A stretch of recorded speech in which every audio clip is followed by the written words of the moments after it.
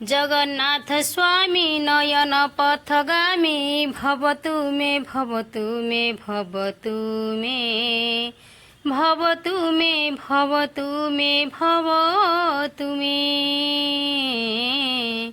भवतु मे भवतु मे भवतु मे। बर्तमान आम रजर खाया आरंभ हो गला।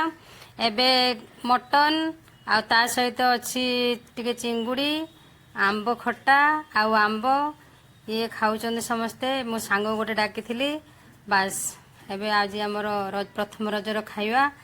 तापरे ये हूँ मो सांग गोटे जो स्वयं प्रभा।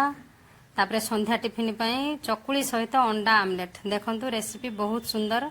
जदि आपन को भी भल लागिवो एमिति निश्चित तैयारी करंतु आ खाइकी आम भली आपन भी मजा नियंतु।